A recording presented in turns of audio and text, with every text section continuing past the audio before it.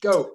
Hey, welcome to the Cult of Conversation. I'm Chad, and we're about to engage in a conversation about religion one more time. We're excited to have Leanna back for another conversation. Yay! And I'll let the two of you introduce yourselves from there. Thanks, and I hope if you're watching this, you subscribe. Don't forget.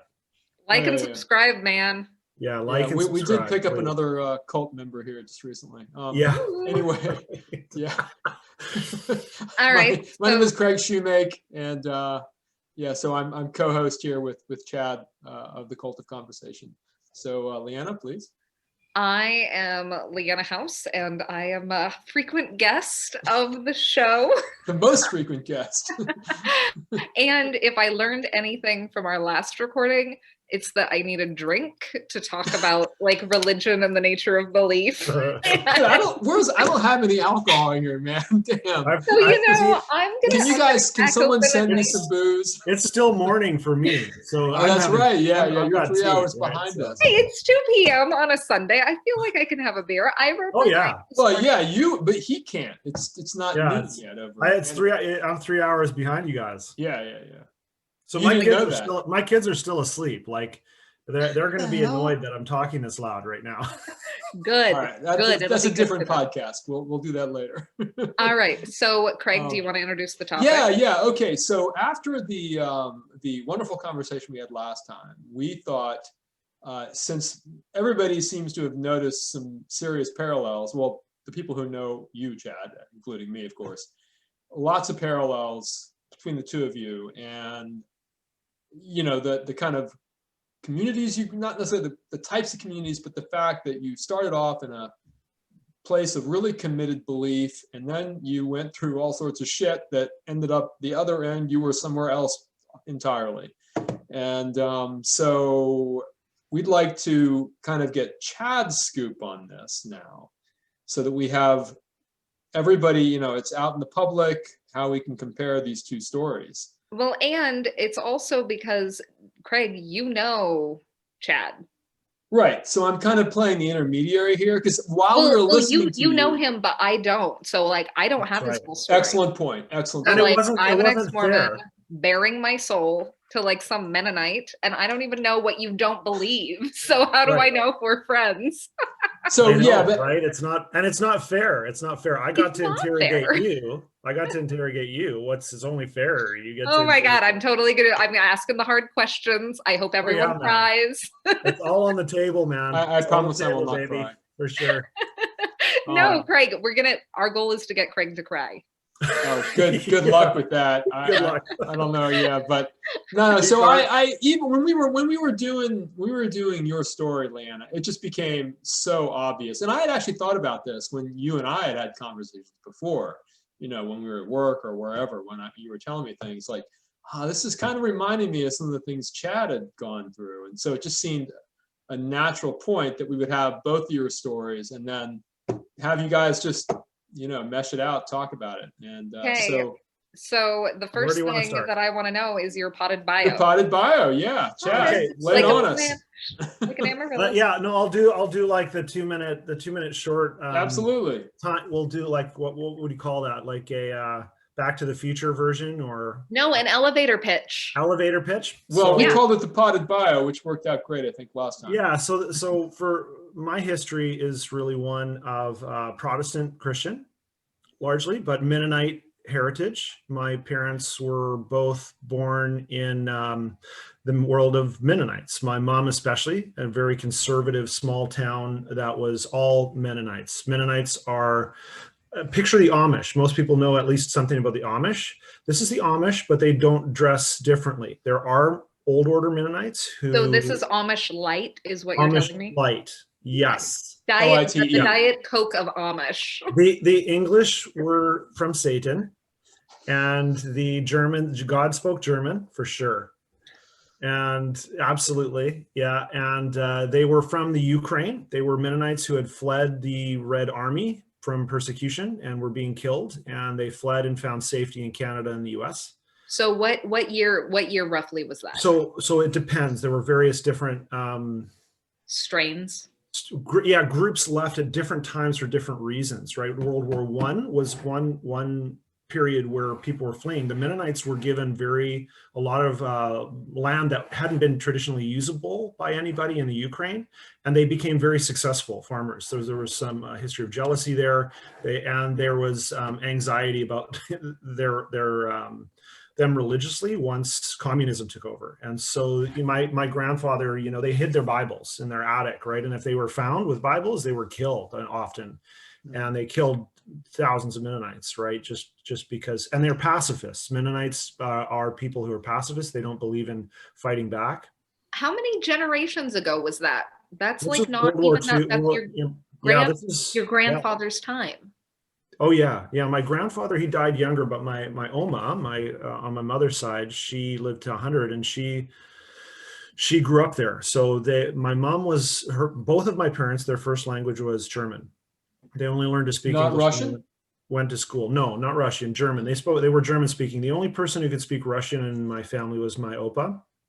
Like he used to sing Russian songs to me when I was a little boy and stuff like that. But he was the only one that had some education, and that would have included Russian at the time. So he was a Bible reader and a very devout Mennonite Christian. And lots of pastors on that side of the family. All of my family are very devout. You have some deep Mennonite roots, it sounds like. Oh yeah. I mean, and my wife, I ended up marrying somebody who's Mennonite background too. So my last name is actually Lowenschmidt. Lowen means lion, and Schmidt means Smith, and they're very common Mennonite names. There are lots of Schmidts who aren't Mennonites, but it is a very common Mennonite name, and Lowen is too. Anybody who's a Mennonite right now knows that we're probably related somehow, right? Oh, you mean you and Shauna are probably distantly related? Too, so. Well, Shauna and we were nervous actually. We got married and we're like, wait a second. We were at my buddy's place, and his parents were like, yeah, actually, you guys are related. I'm like, what? God. And we're fifth cousins, but not blood. Okay, well. Okay, so you are related by marriage. Yeah, as fifth cousins or something. I don't even know what that means. I don't even know what that means. It's like you shared a great grandparent. I feel like that's far enough back. Yeah. Well, no, but it wasn't even by blood, is what he's saying. So maybe that's okay for Mormons, but for Mennonites. It's okay. It's okay if you're English royalty. No, but they are. Everywhere I go, we call it the name game. The Mennonite name game. We say, "Oh, you're rhymer on this side," and they're blah blah, and then we trace it all back. It's what we do. So you meet another Mennonite, and you find somebody every single time, because they all came over together and they were isolationists, right? So they believed that you do not get yoked to an unbeliever, which is a verse in the Bible that says you don't tie yourself to somebody else, and because if you do, you go their direction instead of God's direction, right? And the Mennonites were community oriented. They worked together. They built their houses together. They did everything together. And they, as missionaries, they don't evangelize per se directly. They believe in that they're the hands of the body of the church and that they serve. So they're oriented towards service. They're pacifist in their orientation. They don't believe in resistance and fighting back. So a lot of peace and conflict resolution studies are, if you show me almost 50% of the names in that arena of study, you're going to hear Mennonite names in Canada. They really have charted a path in their arena of peace and conflict resolution, VORP training, all that. A lot of Mennonites are involved in that world, and peace is a big deal. They are Anabaptist, which means that they don't believe in childhood baptism. That used to be a big deal. You choosing when to be baptized, choosing your relationship with God was a big deal. You weren't just born into the church. It was a decision. And that was radical at the time. They were radical in the moment that they emerged. Menno Simons was the founder, and he was a Catholic priest who left Catholicism. So anyways, that's my personal family history. My personal history is my parents were a little more groupie poopy. They were in the 70s and they had home Bible studies, right? They didn't go to church per se. They had their own church, right? With their neighbors and friends and community. I love that. So subversive to me. I didn't grow up going to church until I was about 13 or 14. I wouldn't, at about 13 or 14, I wouldn't say I really felt like I was a believer. I wasn't sure I was. I wanted to believe there was a God. And I remember thinking my Opa, my grandfather, on my mom's side, he used to, I heard stories about him praying. He wouldn't work. He'd go down and do his study, and he'd be on his knees like all day long praying. He was intimacy with God was his thing. And so I really had some kind of connection with him that I felt deeply. And when I was younger, I would pray on my knees at night secretly. Nobody knew this, in my bed, and I would say, God, if you're real, I want to know. I want to know. But I can't quite wrap my head around it being true until I feel like it's true for me in my experience. And so that was sort of a prayer for a long time. When I was about 13 or 14, no, when I was about 15 or 16, that year we got caught drinking at a basketball tournament in Comox on Vancouver Island. And Big trouble. my high school basketball team, this is public school. And we lost our basketball team that year. So I had a lot of time to think. I started going to Bible studies. And I was a thinker, but because I was so good socially, I could hang with lots of different crowds at school. I had fun with nerds, athletes, whatever. It was really easy to look like I was not thinking deeply, but behind the scenes, I was obsessed. I mean, I was thinking all the time and reading and studying, but it was pretty much at night when nobody was looking. That's how the Bible says you should pray and study. Yeah, so you were following the Bible like very early on. It sounds. Yeah, no, I was into being cool, and prayer was not part of that picture. Right? Well, even if you're righteous by accident, I feel like that counts. Yeah, okay, that fair enough. But I was sincerely, I just wanted to know if something was true, right? Is it real? And I couldn't just sort of see a book and go, it didn't connect for me. I didn't feel it, although I grew up in an atmosphere in which I had heard of Jesus, and whatever, and knew all the stuff. When I was, and I started going to about 3 different Bible studies. We weren't allowed on the school campus after about 3:30 because of this getting busted for this thing. So I just started going to these Bible studies. One was through a group called The Vineyard, very, charismatic might be the generalized way to say it. Speaking in tongues, slaying in the spirit, all these different kinds of spiritual experiences were a big part of that movement. I went to one with Rosemary Green, whose husband is a famous apologist from England, Michael Green. We went to a church that was associated with Regent College, a very famous Christian college in Vancouver, British Columbia. And we went to a church there when I was about 13 or 14. So I got to know a lot of these well-known, heard these guys singing in church, right? These well-known scholars in Christian academia. And is it like a performance? No, I wouldn't say so. What do you mean? Which part? Well, you're talking about like charismatic and like speaking in tongues, like you're talking about a lot of like gifts. How do the gifts of the Spirit manifest in Mennonites is my question. It's not Mennonite. So my parents left the Mennonite tradition and we see ourselves as ethnically Mennonite. I mean, that's why I call myself jokingly the Mennonite atheist. Oh, right? So it wasn't like being Jewish. Yeah. So imagine a Jew who doesn't believe in anything supernatural. That's me as a Mennonite. So you weren't raised to believe? Not in Mennonitism, but to believe in Christianity, yes. Okay. So my parents grew up in just biblical Christianity. There wasn't a name for what they were doing. They believed in Jesus and they thought Jesus was everything and was God and all the things that you're supposed to think in Christianity. They were Christian explicitly. Isn't that Jesusism? What's that? Isn't that Jesusism? Yeah, sure. I'm like trying to wrap my head around the belief journey that you would have gone through. Okay. Well, when I was a kid, it wasn't a majorly overt thing. There were groups like Young Life, if you've ever heard of that. That's a Christian youth group thing that we were part of. I went to Camp Malibu all the time when I was younger, which anybody who's in that world would be very familiar with.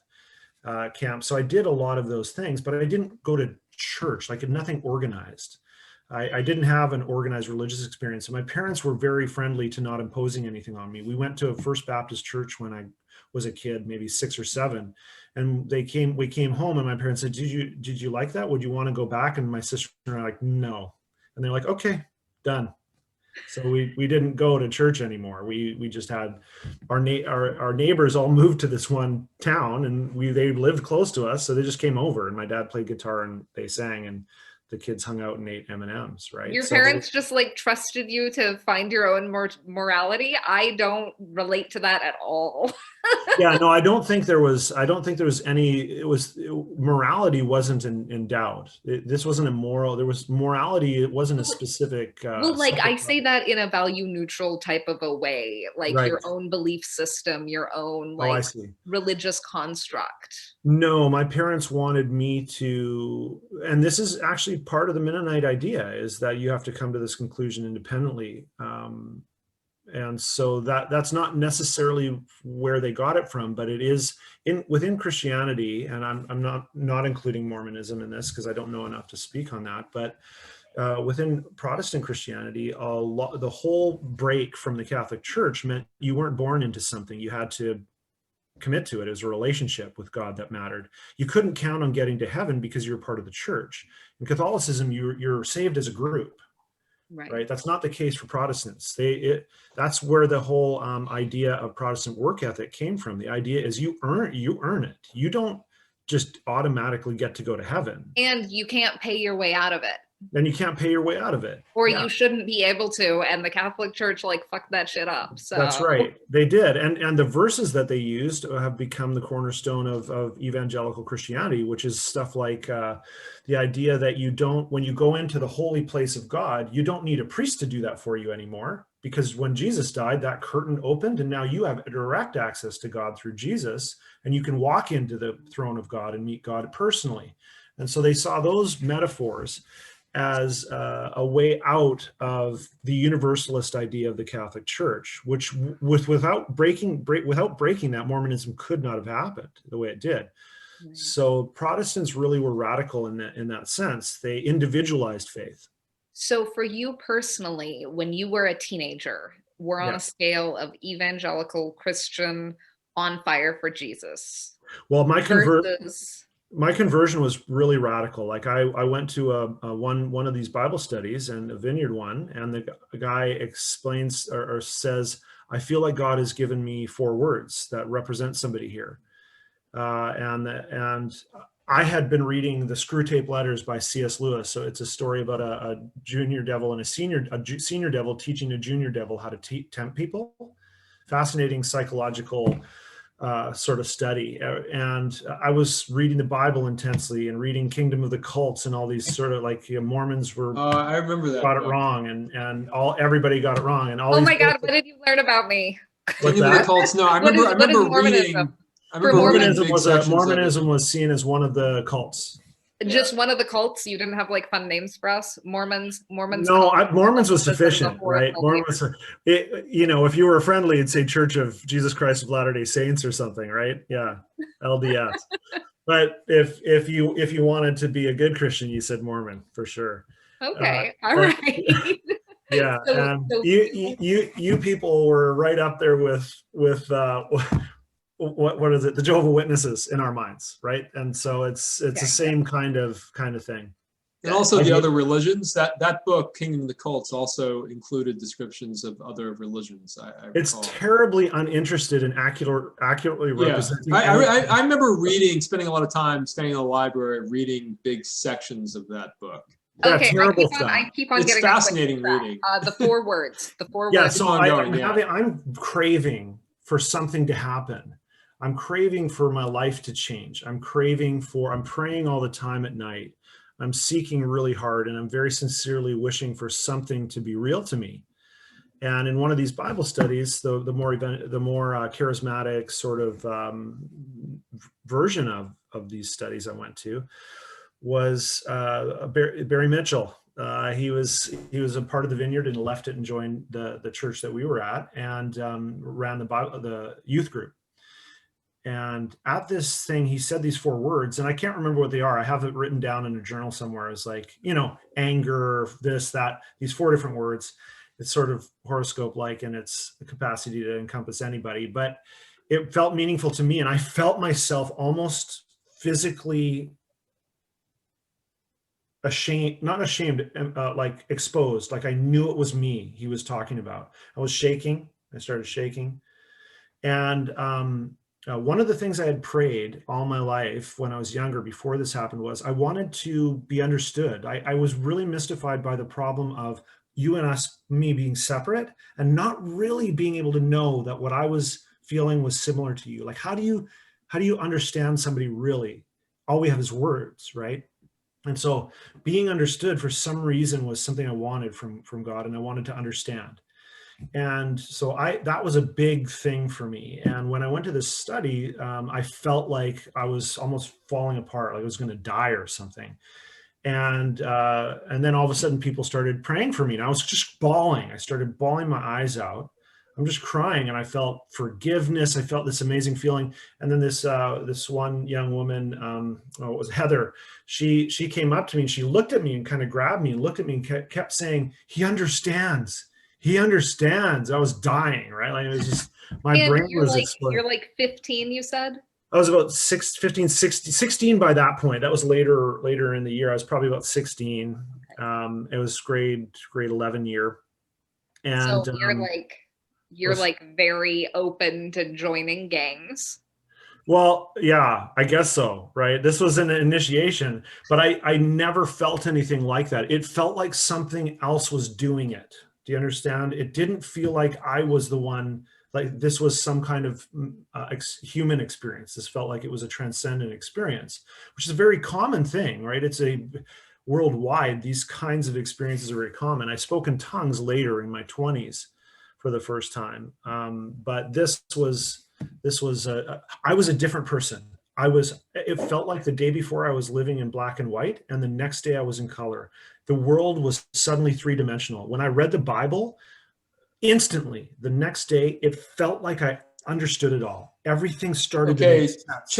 I'm sorry to interrupt, but Yeah. I'm getting a message here. This meeting will end in 10 minutes. Upgrade now to remove the 40-minute time limit. Yeah, with 3 people on here, you have a 40-minute time limit. Unless how did we get around this last time? This didn't happen last time. I don't know. Did we stop recording last time? Because I was like, this is getting all way too intense for me, and I left. No, we went longer than 40 minutes. So guys, I'm not really sure what to do. I mean, what does it say if I upgrade? I mean, we can clip out whatever happens now and come back in and do another. Yeah. 40 okay, minutes. I suppose, yeah. We can just post it as several. I would like to point out that your elevator pitch is like a really long elevator. Yeah, sorry that you guys started asking questions. You shouldn't. I think your 5 minutes is up. Sorry. Yeah. I had the elevator pitch. Boom, boom, Okay. boom, boom. Yeah, but the elevator got stopped somewhere. Yeah. We're still on a 30-second We floor. got stopped before my birth at Mennonite. Actually, yeah, it did. I did not mean to get us off track. Don't worry. Whatever we do, I mean, we can go with it, right? Some of the stuff I'm probably answering later questions are. Yeah. Right? I am trying to find out. I am sidetracking the arc of story. So I don't think you are. This is fine. This is the arc. Don't worry. Yeah. I mean, if this works better, if you're interested, then we'll do it. If not, I'm trying. So, yeah, Leanna, you don't know all this story. I don't know anything about like Mennonites. I should have researched more about Mennonites. No, but Leanna, do you want to go ahead? I mean, I know this story basically, but maybe you want to hear more of this. It's up to you, really. No, well, let's go in where you will give us like the Bible pitch, and I will shut the fuck up of like just the rest of your journey. Sure. And then we'll go to the next question. I'll give you a snapshot. So I have this experience and I'm smiling for like 3 months, totally transformed. I've never felt like that before. And for the first time ever, felt like there was a center. I knew what everything had to revolve around. My life felt meaningful. You know, when when you suddenly become part of a cosmic event, you do feel like things, maybe you're significant and relevant in the world, right? This is certainly a way to feel good about the fact that we're all going to die one day, right? I wasn't afraid anymore, and never felt anything like that. Well, I owed that experience to Jesus, and when I prayed, my heart would burn. I felt this intensity. I felt an intimacy with God that was very intense and personal and private, and didn't need anybody to help me get there. So my relationship with Christianity had to do with feeling like I had a personal relationship with Jesus directly. And every day I could access that feeling. I'd walk around the hall and I felt like I was glowing. I still can achieve that feeling. I just don't believe it comes from a God anymore. So that feeling is something that was rewarding for a long time, but then it became less interesting over time. About like what kind of time frame? So in my early 20s, started going to school and I started having doubts. I went to Bible school. I studied in Sweden for a year, and then I studied in Winnipeg, Canada for a year, theology. And during that period of time, just doubts started to interfere with my feeling of confidence. Simple, there was nothing particular I could name, but a really dark feeling of the possibility of this being lost started to emerge over time. Just doubts about whether this was true.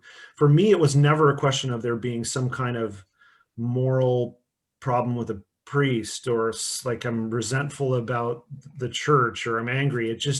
The virgin birth, I'm not sure I could say that I believed that was a reasonable idea with confidence after a while, and that tainted my experience of God personally. Was there an inciting incident? I could always could pray my way out of that anxiety by regaining. By like getting on your knees and like praying in secret for a long time? Oh, well, it wouldn't take a lot. I just get myself back in, and then I was freed from the anxiety of the doubts because I knew I was with God, right? I knew I was with God. Chad, and so, yeah. Chad, yeah. Was there any kind of an inciting incident of any sort because you had this experience age 16 or so, and you're rolling along glowing and all this. So at what point I'm not meaning to be funny, but I mean, at what point did the doubts come up, and what condition or situation gave rise to that? I mean, it was actually really spending time in Bible school.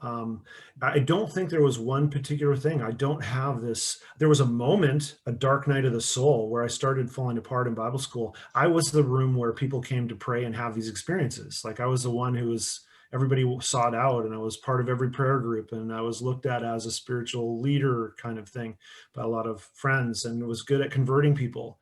And you were very charismatic. Yeah. So I felt like I could be persuasive. I don't know. It worked. I could convince people that to reconsider their old ideas for new ones for some reason. And so people trusted me, and my experience was sincere. I wasn't pretending to have feelings. I had feelings, right? Like this was real for me. And so when my doubts came, it was devastating. And when I started disappearing into myself, it felt dissociative. I felt like I was going to hell. Like I felt like I was caving in and literally physically dying. I couldn't even escape the zone of the world around me to connect with people for a while there because of the ontological anxiety I was facing. And you remember you said something about losing your mom, and somehow, how could it be possible that this other thing could devastate you in a totally different level? And I mean, that made me emotional, partially because I relate to it. It's exactly what I went through. And my family saw me going through this. I think they would have been pretty excited for me to say I'm not a Christian anymore, just to rescue me from the stress I was feeling about my doubts. And I mean, I'm rushing through the story, but it went like this. It was like a stock market. I would go up, and then it would go down, and then it would go up. And I remember the dark night of the soul one night, where as enthusiastic as I was at that one moment where I became a Christian, I caved in, and I just about, thought my life was over. So how many years was that, Chad, from the time that you became a Christian to the time you stopped? 16 to about 22. I'm a cliche, right? If you actually look at 6 years. Only 6 years. I mean, but 6 years of ontologically dying on a regular basis. No, that was just the last 6 year. years. 6 years. That was just the last year or two. That was just the last year. Yeah. That was, and it didn't stop. I didn't stop going to church or being a Christian then. I got married to Shauna after this and was devout again, right? And it was a yo-yo. And I remember the first time I was freed from my fear that I would be married to somebody who would never give up on these beliefs and I'd be alone with my doubts. I was talking to Shauna in the bathroom one time and said, and it was about Mormons. And I said, I can't believe that Mormons go to hell. I can't accept this. And she looked at me and she goes, I'll never forget it. It changed my world. She goes, I'm not sure I believe that. I don't know why it's emotional, but when I heard that, I was like, okay, I'm going to be okay. Right. I'm going to be okay. I don't have to believe this. I'm not going to live. Was that the first time that you had expressed doubt to her and that she had expressed doubt to you, or had there been previous conversations? Yeah, that was one of the first times. We didn't really talk about religion that much when we were first married. We just went to church, and her dad's a theologian, and right, so it's part of this church that they were part of, and that was the first time. And every time I expressed friendliness to my doubts, she just went right there. And it was a big relief, right? Not because, but we didn't talk about it a ton. And I wouldn't say I would have called myself an atheist till I was like 40, right? Yeah, I remember when we met, Chad. You were that. I would have called myself maybe agnostic. That was the label you were kind of giving. I didn't know I was an atheist, right? I didn't know that. I wasn't convinced that a God exists. So when she said, "I don't think I believe that," how did you, did the conversation open up for the two of you, or was it still? It was a pretty private thing. It wasn't, it did later. When we moved to New Jersey and I was doing my PhD. Okay, recording. So just to touch on the last thing you had asked, we had Shauna and I, my wife and I, we really had our separate journeys, even though we were married. Our life wasn't about religion that much. I wanted a break, right? I wasn't thinking about this all the time anymore. After about 26, 27 years old, I went through a long period of study where I was just thinking about whatever I was studying and learning other stuff.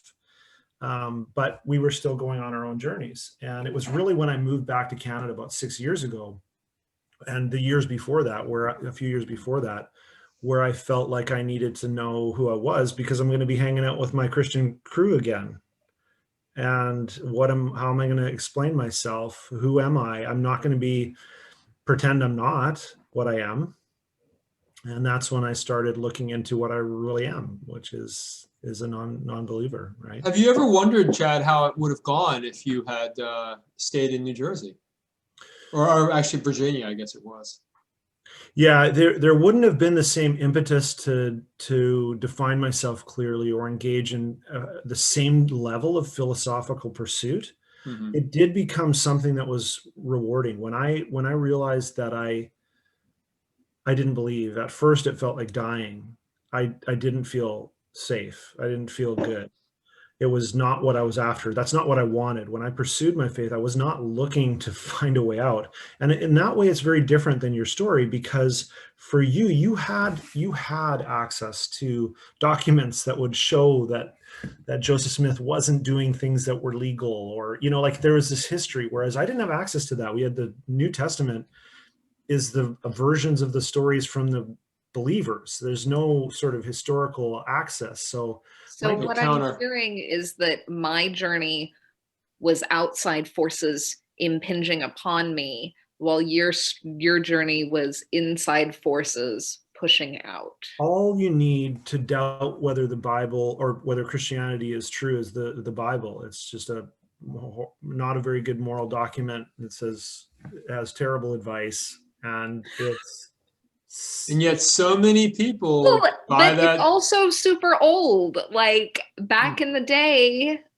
they were dealing with different things, and sure. But you gotta understand, I believe this was the word of the creator of the universe.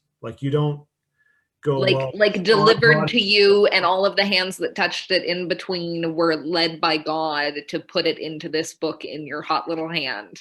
Yeah, well, and when I read the Bible, my heart burned with my feeling of connection to God. I loved the book. I know it backwards and forwards. I read it all the time. I read it straight through, beginning to end, many times, right? I know the Bible very well.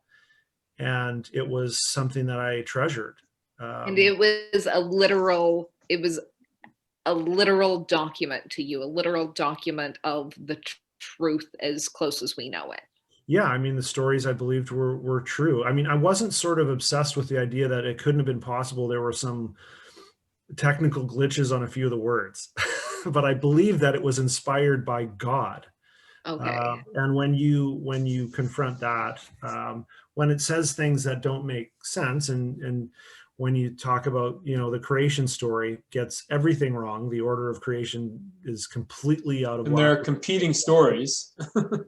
Then I just turned that, to save myself, I would turn that into allegory and whatever. And I'd hear people rescue me from that. And then there would be new things and other things. Do you really think the penguins or the koala bears swam to the Middle East to make it to the Ark of, I don't think that's a reasonable idea. It was when it was in Pangea, man. Yeah, right. Okay. All of the animals were already there. That's a new one. So for me, my doubts were many and multiform, and they weren't specific. I didn't feel like, I wanted honesty. I wanted to say something that I could say without it feeling like, do I really believe that? I'm not sure, like that I could be honest about. The first thing I ever remember saying that I felt like was the most honest thing I could say is, I don't know. I don't know. And when I said that, everything was clear to me. I was like, I have no idea. Why am I pretending to know things I don't know? It didn't seem honest. I love that as a basis for your new belief. How did you like go about figuring out, like, from I don't know, where do you go? Well, from there, it was more finding ways to place what my experiences were and everything into some kind of context that didn't accept that there was an actual person behind all of it. And so I read a book. I remember reading a book called Who Wrote the Bible by Richard Elliott Friedman. Yeah, you recommended that to me. It decimated me, but it also relieved me of all kinds of anxiety because it made sense. It made sense of how the Bible could have emerged, how it was a political document designed to integrate two different kingdoms. And this was real literary study. It was somebody doing the literary study that I had been trained to do myself, and I trusted.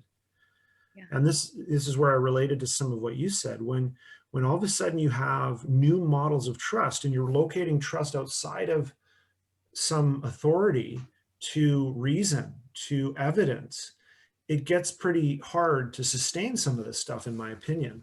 Well, and the thing for me, and the thing that I'm a little bit hearing from you, but I think you dealt with it better, is the new models of trust. You don't even know, like, did you get suspicious of everything? Because even if I don't trust the authority of, you know, God, Jesus, the Bible, the Book of Mormon, how can I trust in another authority, even as democratic as reason and logic and science? And also, like, reason and logic and science do not have like black and white answers. Like, everything is shades of gray, and like thinking through these very complex problems. So, and it's changing all the time as we get new information. So how did you transfer your trust from this surety to this, like, being comfortable in the doubt? Well, so, well, you acquire a taste for wine when you're an adult, and it's gross when you're a child. It's not because it tastes good. It's uncomfortable in your mouth, but it's complex and interesting by comparison. So you have to acquire a taste for the discomfort that comes with doubt, right? It's not something you just suddenly like, but it can become an aesthetic experience. It can become a spiritual experience where you achieve that. I mean, I would even practice things like, what would it be like when I first questioned the idea of eternal life? I remember thinking, well, okay, I'm going to put myself sympathetically into the mind of somebody who doesn't believe that there's an eternal life and see what that feels like. And I survived. And I'm like, okay, I don't need that. And I realized that what I was trying to achieve was a way to separate out what I might want or fear to be true from what I could actually demonstrate to be true. Faith never required me to do that. Faith always encouraged me to feel free to I didn't have to worry about the difference between what I might want to be true and what is true, because they were in alignment. Faith allows you the freedom to do that. So to me, the crisis was one just of truth. Like, can I sustain this belief on the evidence? But trust, like I said, no, I went through a period of time where there was this feeling of like, well, then morals don't make any sense. Then, logically speaking, if we all died, the universe would be just fine. Like, we don't really matter. Nothing's going to change if we're all dead. So we're not relevant to something outside of ourselves. I won't be able to finish my novel. Yeah. Well, to me, but I did go through that deconstructive period where everything was just leveled. And so starting over was very rewarding. The whole process ended up being more freeing than I thought. I never thought I could feel this free as I do now. I didn't imagine feeling what I do now. So the doubt of I don't know was the start of like just a huge weight being lifted off of you, and this like kind of once you doubted, you had a more pleasant experience, is what I'm hearing. Would that be right? Yes, yeah, that's very fair. So when here's a metaphor for how I came to, looking back, what I was seeking. I think one of the things that I see about faith is that it is very bad at making you feel like you should have confidence in what you're claiming to believe. So what's a good metaphor? I think that we're taught that faith is a good thing, and that we want to have it because it makes us feel free to think what we want to think. But I felt like I was on a balcony without a railing, and you don't feel that's not more free. That's the temptation, is to think, well, the railing is an obstacle to your freedom. But with faith there as your railing, you can't tell the difference between where the edge of the balcony begins and the leap of faith begins, or ends and the leap of faith begins. So the methods that I've emerged out of this of coming to conclusions that I feel safe accepting are the railing, right? And now I feel safe on the balcony. I feel free, right? You feel more free when you have a railing on the balcony than one without one. So my skepticism, formal skepticism, is what emerged from all this. I think a lot of people don't understand what skepticism is. They think it means you don't believe anything, but that's not true. It's just a methodology for coming to conclusions that you can feel more confident about. So how did this overlap with your like educational journey? Because you have a I was in the humanities, so the truth was always in doubt because it had been traditionally associated with power, and power was questionable, not a good thing. And so that association in the humanities, what made truth not much of a concern. I became more of a historian of ideas, of the transformation of ideas. I came up with models of understanding how trust changed over time. Actually, trust was the center stage. You had a model with Catholicism in which trust was located outside of yourself, in the church and the state and the priest and the Bible. And that was a culture of confession, right? You didn't, own your life. You had to confess it to somebody else because you were not innocent. You were to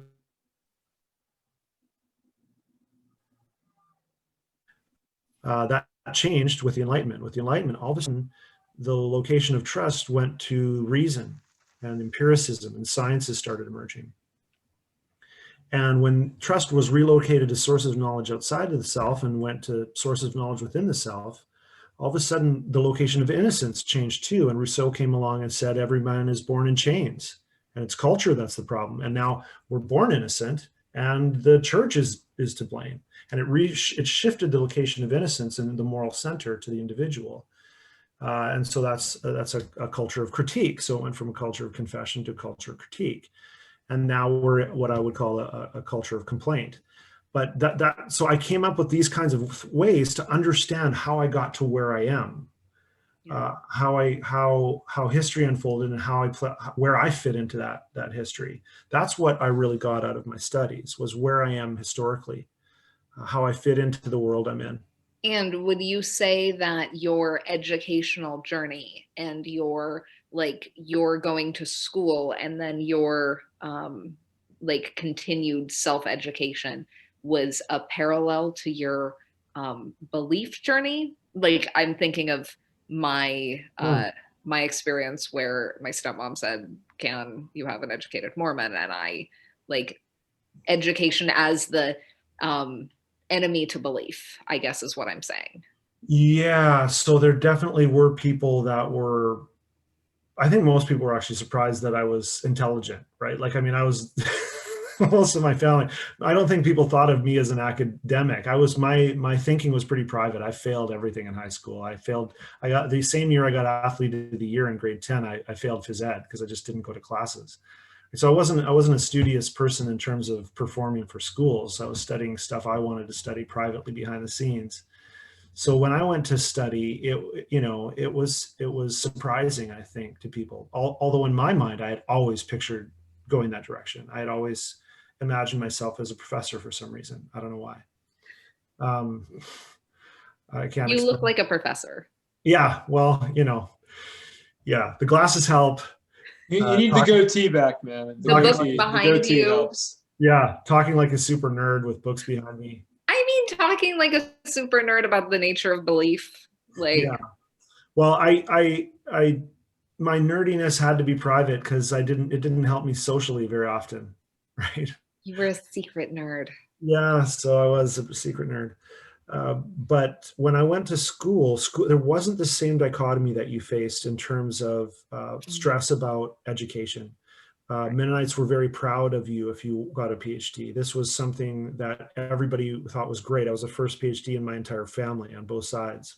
And the skepticism was encouraged. So you came into formal skepticism kind of already having a background because you had put your belief system together. I wouldn't have named it formal skepticism. That name for it emerged later. The doubts, just doubting was much more accepted in my family. My dad, when I came and complained about doubts, found me books that were by religious people who were outside of the mainstream to provide me with some context for a different kind of way of thinking about it. So he was very thoughtful. He was instrumental in the process, but he wouldn't have seen himself as necessarily, asking me to be an atheist, right?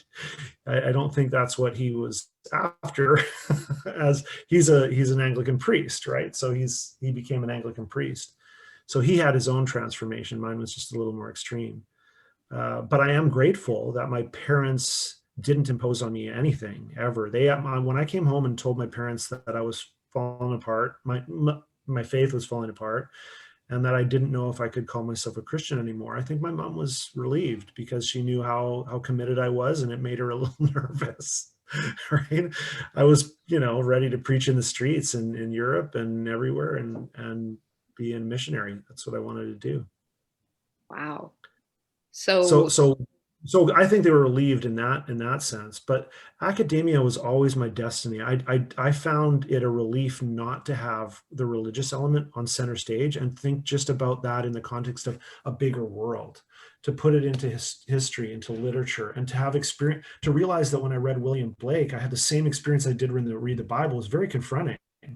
Like, how is it possible that I'm reading these poets who have a totally different conception of God or don't believe in God at all, and the same kind of spiritual experience was happening in my body with them as it was elsewhere? That was not expected. Well, Blake saw the divine. I'm convinced of it. As an English major, Blake definitely, he saw some shit.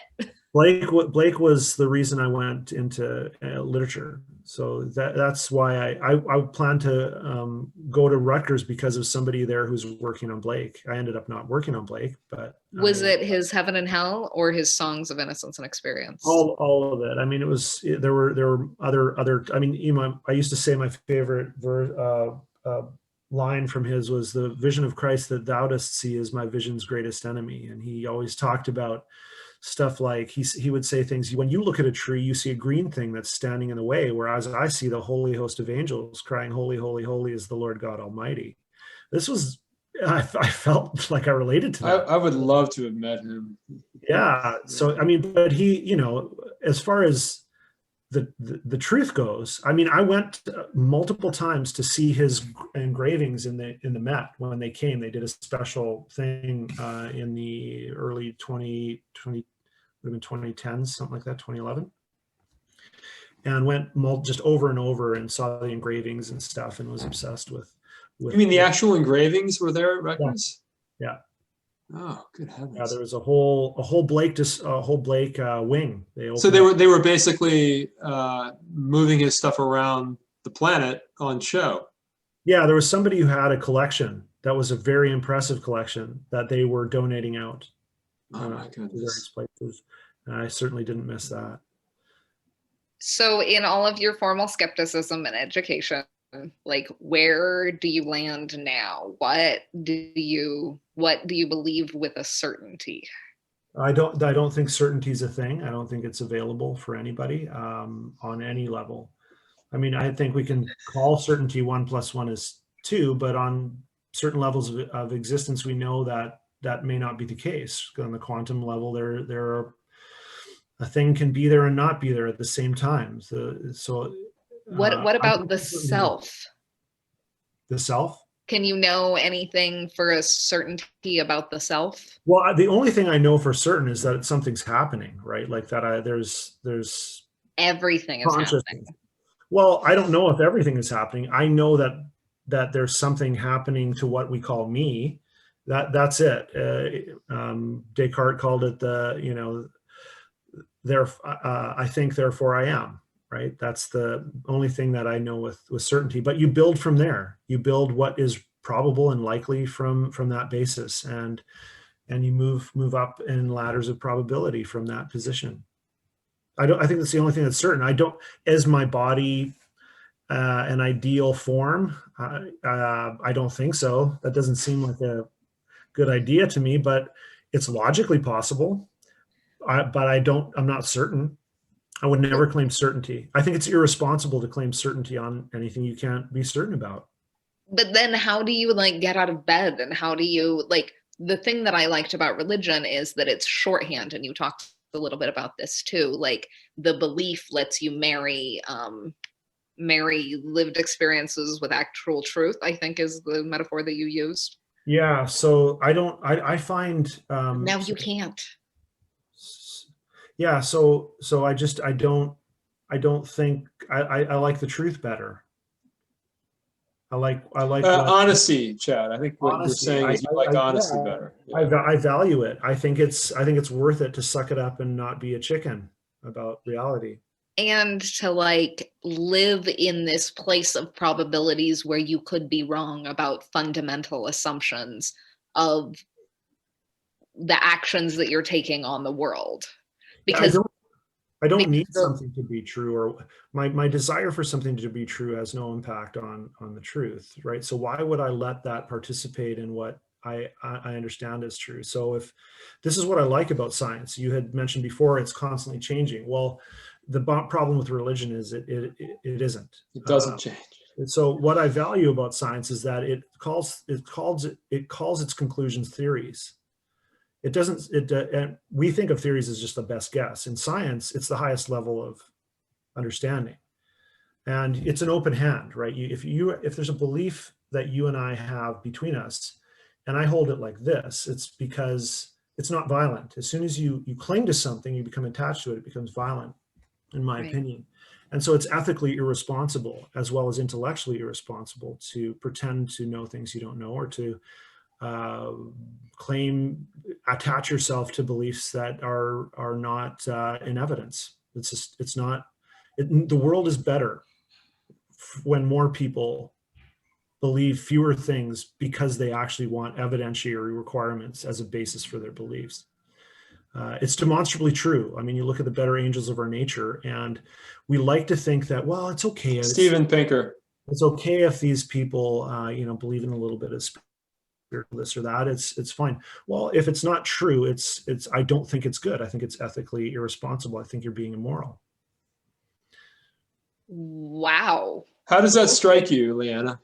Because we never really quite got to where you are right now and why you were thinking that way. And so Well, now and we're both. it's not that any of that doesn't ring true to me, because it does. Like, I agree with you that we shouldn't hold on to beliefs. And I agree with you that, like, doubt is the highest level of morality, I would say, is a fair statement. Yeah. But it's the fact that how do you interact with people on a daily basis, and how do you understand your relationship to other people when there are so many people that believe so many idiotic things very, very passionately? Okay, well, so what I would say is I would reserve the right to defend those people from anybody who would impinge on their right to believe those things. I want to live in a world in which my daughters can believe in the tooth fairy, and I will defend to the death their right to believe whatever the fuck they want. And so I don't want to live in a world in which people don't have freedom to believe what they want. So I will defend anybody's nutty position. I think Mormons have the absolute right to believe Anyone's things study that, position. right, and Mennonites to believe things that are wacky too, right? So I will defend them. I also want the right to be able to say that I think your ideas are not on par with reality, and to have that conversation. I want to have that conversation. I don't want to, dictate what people believe, because how the hell would I know what is true? Right? Chad, so just to kind of clarify there, I think what you were saying is that you're not defending their believing that. You're defending their right to kind of make up their mind about that. And if they make up their mind in a way that is kind of ridiculous or imbecilic, then that's their choice.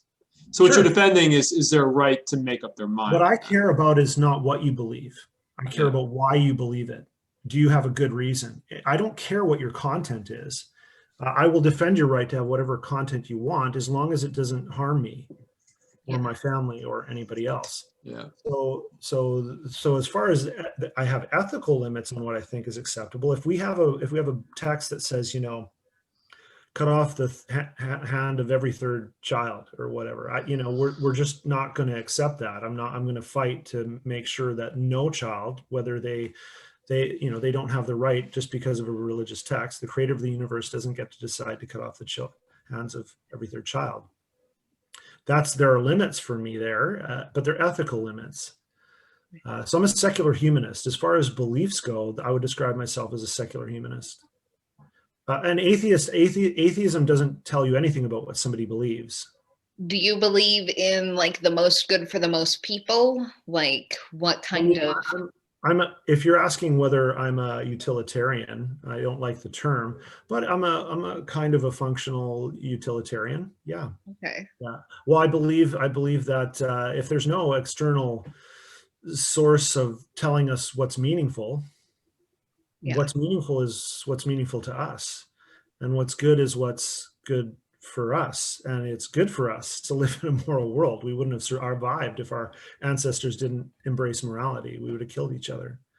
So I value my life. I want my children to be happy. I don't need an external source to encourage, stamp that with absolute value.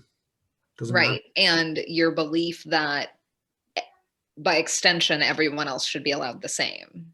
Yeah, of course. So that's what secularism is. Secularism isn't, a desire to get rid of religion. All it is an attempt to privatize faith, not to make it be a national requirement. Secularism isn't an attempt to put an end to faith. It's just to internalize faith so that it becomes a part of your private life and not something that determines the well-being of your neighbor. And maybe it doesn't even have a name, because your belief is more nuanced than going to church every Sunday like reinforcing those old norms that don't change. And instead it's this ever evolving personal practice of heterogeneous religions, right? Well, that's the world. The world I want to live in is one where people, I'm not, no, nobody in particular is determining what other people believe, right? There's no national religion. The American, what stands out so much about America as a concept is that you could go there and there wasn't a common prayer book for everybody to read like there was in England. You didn't have to conform. And so this project, the American project in its origin, is something very valuable to me. The idea of a secular community that in which a constitution that has nothing to do with God is orienting us all. Okay, and I would say that it is an idea that is true, but I think in practice there was just enough space that you could move away from your neighbors who believe differently, because when you talk about there not being a national prayer book and the freedom of religion as definitely an idea, but it was still like within communities, like other religions were very, you know, I think that people gravitated to their own religions in a way that it wasn't really freedom of religion. You could just move away, you know? What the Constitution essentially does is it says that the government has no right to privilege any particular religious faith. So that means that decisions about over which community gets to win are not based on the size of the community, but on the value of their arguments. And this is a radical difference historically. So it is amazingly different than anything that's ever happened in history. There was never a time in which something like that phenomena existed, as far as we know. Now, I'm not saying that America is fabulous or something. All I mean is in its attitude towards religion, it was unique. It allowed people to come and they could be in their Irish community and Catholic community, and somebody else could be in their community. But the wall of separation was the wall of separation between the church and the state, not between Mexico and the US. And so the most important wall of separation is that people have the right to believe what they want. And when Christians in the US start complaining about God being left behind, they're shooting themselves in the foot, because what they really should want is a world in which they get to believe what they want.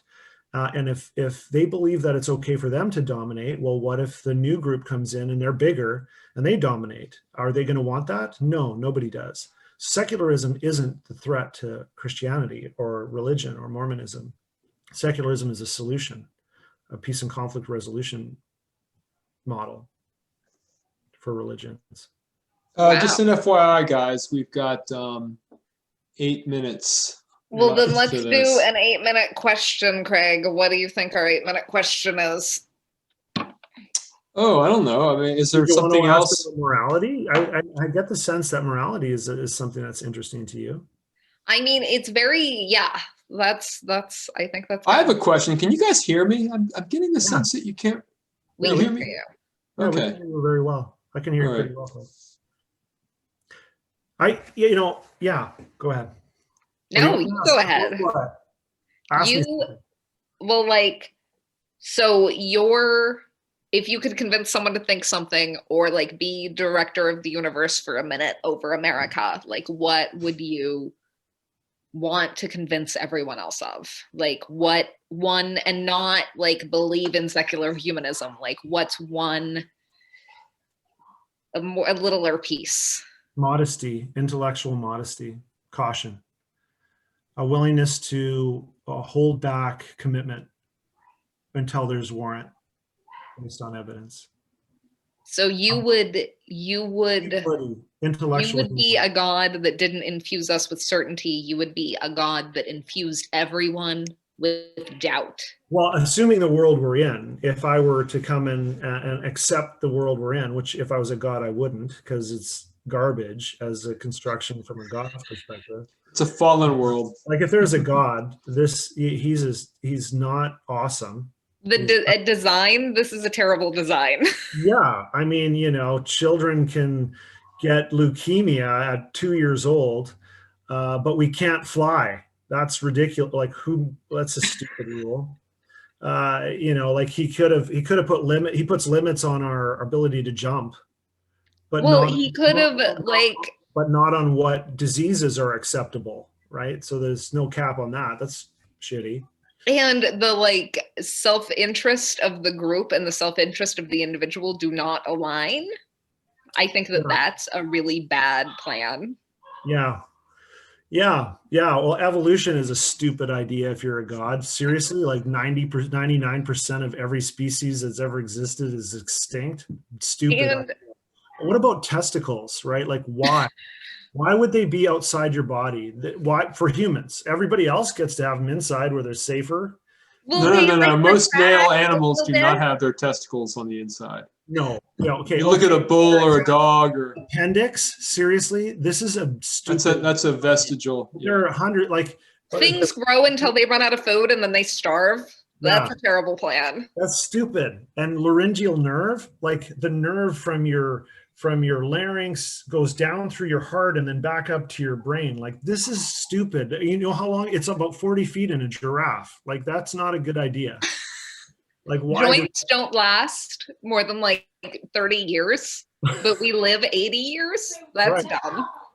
So Well, we only used to live 30 years back in the yeah, that's old true. days, so. Yeah, I mean, and so if there is a God, he's not super amazing. They didn't do a fabulous job. But if I were to advise people on anything, and I could be relevant and have an influence, it certainly would be some humility before the truth. I think that that's a good, from someone who's been through years of yo-yoing back and forth and finding peace in doubt. I think that we could all use a little more doubt in our lives. Doubt is the reason why lots of people didn't fly planes into buildings. Certainty is the reason people did. Certainty is a threat to us all. Anybody who is certain is somebody who's dangerous. So we have just shy of 4 minutes left, and Leanna, we'd like to give you you can't trust a certain person. Give you the last word. Oh my God, you're giving me the last word? Yeah. So where do you land after hearing all this? Okay, here's the thing. I really, it's like listening to Thoreau. I really, really like it. I agree with it. And I am imagining a world where everyone right now is not certain. And we're in an uncertain world. We're in an uncertain situation in 2020. And now everyone is going through an ontological faith crisis.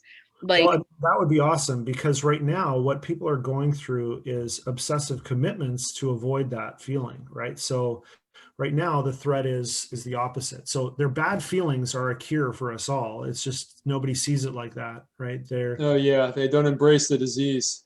Yeah. So to me, losing faith, if I were to pat myself on the back, I would want to say that what I went through was courageous. I could only say that in retrospect because it felt like I was falling apart. It wasn't that complicated. But when I hear people say that they were willing to embrace a threatening idea, the possibility of their being wrong, all I can say is just have the guts to do it, because you don't want to get to 80 years old and not be able to put all your ideas on the table for anybody's inspection and be embarrassed by the possibility of them being out of touch with reality. That's a mistake. Your life will not be better for pretending. It just won't. I like the doubt as freedom from shame.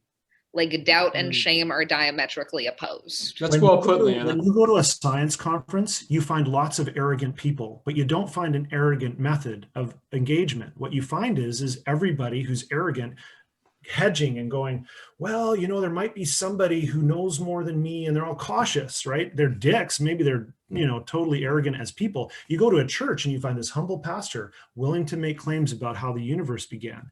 That is not the kind of humility I'm interested in. I'm interested in one that's systemic, where everybody has to feel ashamed for the things that they're willing to claim without evidence. Okay. That would be a better world. Doubt your beliefs, everyone.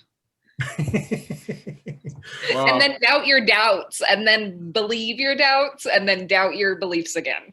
Yeah, we should really spend a little bit of time. I would love to show you what the method is. It's a very specific one. It's not one I created. It's been around for a long time. Well, Okay, that's Chad, gonna be we next will be time. posting that in the not too distant future. That one, the one that that was more of an explanation of atheism. The methodological naturalism is the method of coming to conclusions that I would. Less than 1 minute. It's not even giving I saw that per second countdown. We're going to be just cut off methodological here. naturalism. Or Oh my God, that's a rough word right now.